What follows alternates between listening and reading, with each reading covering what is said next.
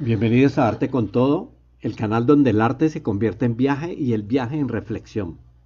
En este 10º episodio de nuestra travesía por India y Nepal, conoceremos el corazón palpitante de Katmandú, una ciudad que es el punto de partida para los que quieren ascender al monte Everest y que vibra con mandalas, con templos milenarios y esculturas que parecen susurrar secretos ancestrales. El camino hacia Katmandú no fue fácil. Nos advertían que la ruta sería dura, pero como buenos mochileros decidimos comprobarlo por nosotros mismos. En una parada para almorzar nos encontramos con estos bloques de jaspe amarillo tan gigantescos que ni con una palanca logré moverlos. La carretera ahí ya nos estaba hablando de la fuerza de esta tierra. Al llegar, el hotel nos recibió como si fuera una obra de arte viviente. Era un total reflejo de la arquitectura newarí que ya habíamos admirado tanto en Tansen. Es que Katmandú no es solo un destino para senderistas que sueñan con llegar al Everest, es también un santuario para quienes, como nosotros, buscamos historia, cultura y espiritualidad.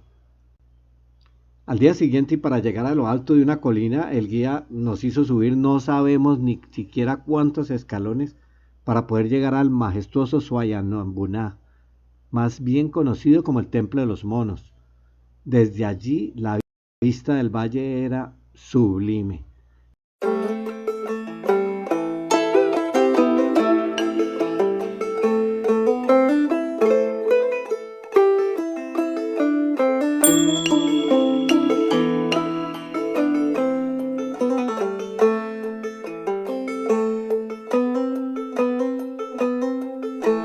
Esta estupa, que también es un mandala, irradia energía y bendiciones a quienes la contemplan. Deben saber todos ustedes que con tocarla o sentir el viento que la ha rozado, según ellos ya estamos recibiendo el poder espiritual que se siente allí. Aquí, como en otros templos de los que observamos en Lumbini, por ejemplo, hay unas hermosas ruedas, estas que están viendo. Estas ruedas las llaman ellos las ruedas de la plegaria o oración. El dibujo esquemático es precisamente lo que representa el símbolo del budismo. Aquí precisamente arriba en la colina hemos encontrado muchísimas representaciones del verdadero arte nepalí en pequeños formatos. Y aquí hay un señor que está tallándonos para ustedes unas piedras y ese es su trabajo, tallar todos los días.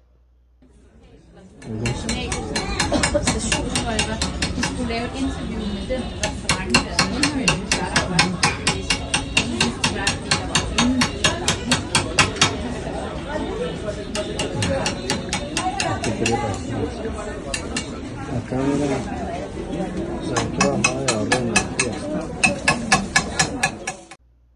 el mismo día y luego de bajar del Templo de los Monos, visitamos el Templo de Pasupetinaj, que está dedicado al señor Shiva.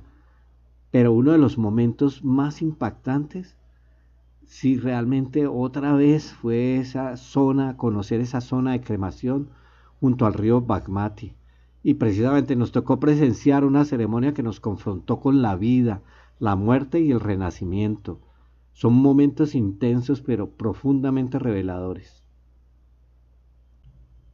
Mucho más que cualquier otra ciudad de las que visitamos en Nepal, Katmandú es un verdadero museo al aire libre. Sus templos, estupas y palacios están adornados con esculturas budistas y el arte nepalí que no solo embellecen sino que transmiten devoción y sabiduría. El turismo cultural es casi tan numeroso como el turismo del trekking y eso se nota mucho, por ejemplo, en los accesos a la zona de monumentos conocido como el Hanuman Dhaka Durbar Square. Es que observen la elaborada ornamentación de los santuarios. Aquí vemos muchos y hermosos templos, pero de mucha recordación sí será el Kumarigar. Ese es el hogar de la única diosa viviente, o deidad viviente, le dicen ellos, la Kumari. La Kumari es una niña, para todos los que no lo conocen, no saben de esta historia, es una niña generalmente entre 2 y 4 años, seleccionada del clan Shakya de la comunidad budista Newari en Nepal. a quien se le considera una deidad viviente, la encarnación de la diosa hindú Taleyu, que es al mismo tiempo una manifestación de Durga. Deben verse los videos anteriores para que entiendan un poquito y estén en el contexto de lo que son estos dioses hindúes. El proceso de selección de la Kumari es riguroso y se basa en la belleza y en la posesión de 32 atributos físicos y psicológicos. La niña Kumari, cuando llega a su pubertad o experimenta una enfermedad grave o de pronto sufre una pérdida de sangre importante, se dice que la diosa Taleyu abandona su cuerpo y ya no va a ser más la Kumari o diosa viviente. Entonces tendrá que ser reemplazada por otra niña que cumpla con todos los atributos y que no supere los 4 años. La Kumari es venerada por hindúes y budistas, quienes creen que está poseída por la diosa Taleyu y que su presencia trae muy buena suerte. Durante su periodo como Kumari, la niña vive aislada y tiene un estricto protocolo de comportamiento, siendo adorada por todos como una deidad viviente. La construcción donde ella está es un cuadrado de 3 pisos con mucha talla en madera. El tercer piso del edificio es especialmente atractivo por sus 5 ventanales en los que la Kumari aparece cuando, como en nuestro caso, éramos en ese momento un grupo grande de turistas. En ese momento la diosa viviente aparece en compañía de su sacerdotisa guardiana para ver y ser vista por los turistas, pero solo por unos pocos minutos e inmediatamente hace un gesto extraño y se retira de la ventana. Y como siempre, en Arte con Todo, el arte nos guía. Hablamos de mandalas, esos círculos sagrados que representan el universo y el alma humana. Hay desde los elaborados con arena por monjes budistas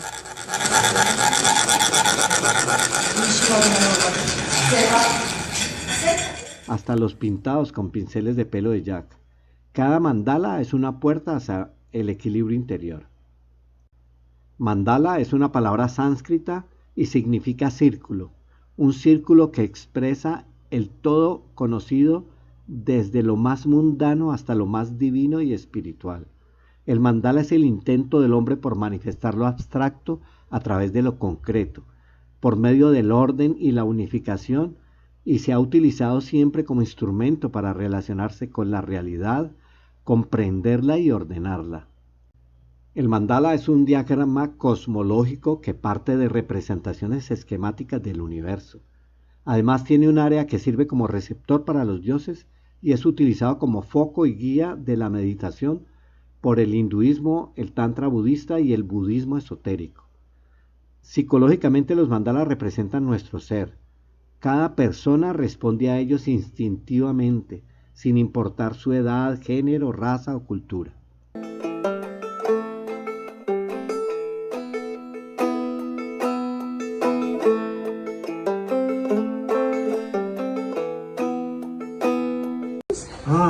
Om means sound of universe, like Om, like that.